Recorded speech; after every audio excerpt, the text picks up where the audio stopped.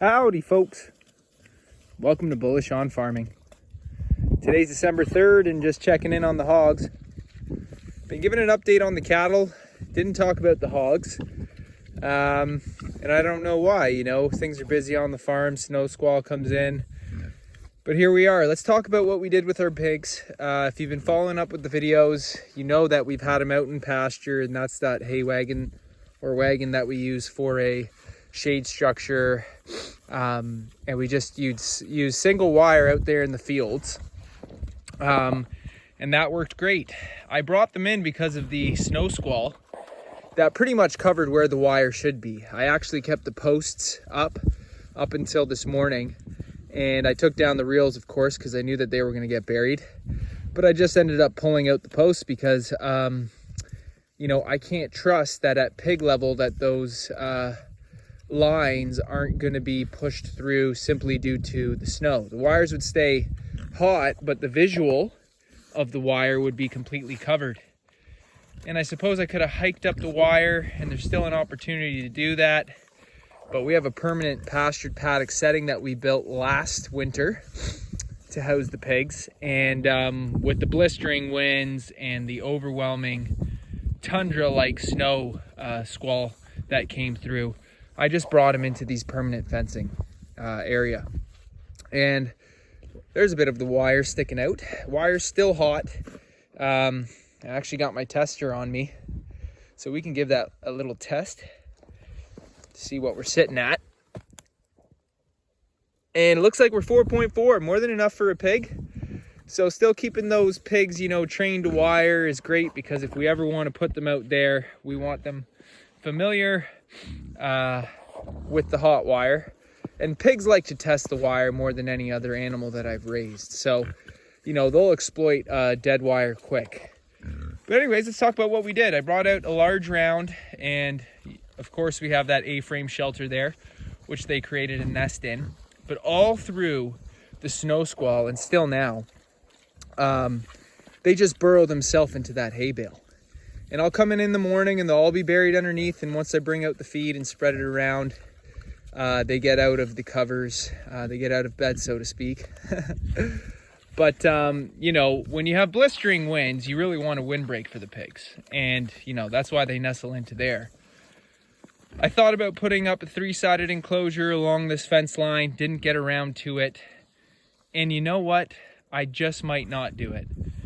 Because when, you're carrying a herd of pigs, what is it? We got 8 pigs in the group right now out here on pasture. We got our breeders in the barn, and we just had our first litter, which was great. Next one to come yet in a week or so. But when you have, 8 pigs or more, even if you got 5 or 6, they're just gonna nestle together, and they know how to stay warm when they just, herd together and nestle in together and snuggle up. And that's what they would do in the wild. Pigs are a forest creature, so they did evolve with overhead cover much of the time.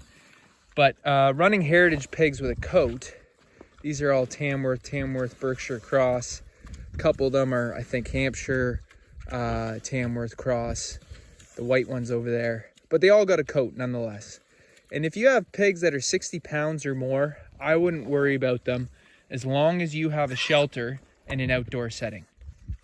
And that you have at least a few of them so that they can nestle together and stay warm with their body heat. Still, I talk to people and they see our pigs and they say, don't they get cold? And, I'm sure that they get cold, but do they get too cold to be able to survive? I mean, they existed well before shelters existed, before 90-degree angle, 4 corners, sealed rooms existed. And so they had to do well in nature's setting. And so if they can nestle into an 800-pound round and they have an A-frame shelter where they can conglomerate and create a nest, and that provides a windbreak and also a break from, rain, sleet, or snow when they want it, then I think that they're just fine. I mean, God gave them a coat for a reason. And, if we were running a conventional system, having this many pigs, I don't know if it would work.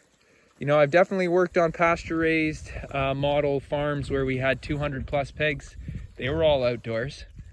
And I guess, you know, their strength is in numbers because they can stay warmer the more that there are. Mind you, on that farm, weaner pen was inside. But like I say, once they get 60 pounds or so, and you know, these ones are more than 60 pounds, these small ones, they're probably closer to 80. Somewhere between 80 and 100. And it's deceiving, you know. This girl right here, she's probably 220. And this girl right here is probably 230, 240. And, you know, you don't got to worry about these girls. But the smaller ones, you know, take a look at them. We just went through a 4-day period. Look at the belly on it. Okay, it's not like I got scrawny pigs running out here. They're nice and full. If they do get cold, they instinctually react to remain warm. And so they get to demonstrate their self-preservation qualities. One thing that I am doing is increasing their feed by 10 to 20%. And that's just because in the wintertime, they're gonna require more feed to maintain body condition, and they're gonna spend more energy to keep warm. And so when you have more caloric intake, it helps them regulate their body temperature and maintain conditioning. We do not want pigs getting skinnier. They go off to the butcher in a 6 to 8 month life cycle. We don't want to be putting feed into them any more than that because our business model relies on them going to the butcher in 6 to 8 months. And when you're sending pigs monthly, that's important to follow. And here come the cows visiting the pigs. Those of you who've been keeping up with the channel, you know that we have our cows out on pasture still. They got a couple bales out there. Still some cows grazing. That's a well-rested field. And cows and pigs beside each other, nothing like it. So yeah, with regards to your pigs, people who want to run them outside, you know, most people that you talk to are going to say you should have a barn. And if you have experience running pigs, then you're going to know a bit more about, you know, animal husbandry and stewardship. One thing I didn't mention is now that we're off the rotated paddocks, which had feed for the animals, and now that they're relying more so, you know, it is pasture under their feet and it's not quite right frozen yet. But the nutrition that they're going to be getting from the ground is not like what it was when they were rotating on pasture. Even with a well-rested section out in the field, it would offer much more than what's in here. What's underneath their feet is more expired than anything else. And so I don't even use feed buckets. I actually, you can see all this area that's been rummaged through is because that's where I just drop their feed. And then I keep, you know, clearing more sections by just dragging my feet.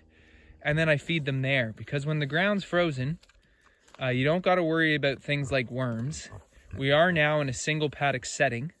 That would be not a great idea if it was a mud pit and we were in mud season and we had mild weather. But because things are frozen, we're not worried about that. We have plenty of space. You can see it's not really a confined setting. And so as long as I move to fresher areas, keep pushing the snow aside, they get to still instinctually react while they eat because they will start to inevitably root the grain that gets pushed into the soil. And that allows them to use their snout and eat in a foraging way. They may not be foraging in the soil. I mean, when it's a little milder now, they may toss it around, like you can see some of these areas here that they've done. And I can feel the squishiness beneath my feet in the areas that they've really worked into as they were feeding. You can see right there. But by eating in such a way, and you can see there's some leftover grain here because I brought over a bucket. And they're going to work on that all night till it's gone. And so that allows them to use their snout, work for their food, keeps them occupied. You know, an animal's entertainment is their instinctual reaction to their environment. If you're talking about a higher quality of life, and I've mentioned this on the channel before, you know, if they're not living out the spirit of their nature, then they're not essentially living out the joy of life, because the entertainment of being an animal is living out the spirit of that animal. They just don't sit down and watch TV and have artificial means of getting dopamine releases. They need to live in the way God intended to live the fullness of life. And that's probably a piece of wisdom that a lot of us humans can take. And you see, there's a fresh section yet that the cows haven't gone and touched. They're going to start exploring more that the squalling is gone.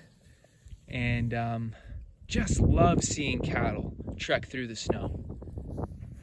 Just makes you feel like, you know, that's what they would be doing. Goodness gracious, look at that big swath of grass that cow just grabbed. You know, it's all well-rested feed out there.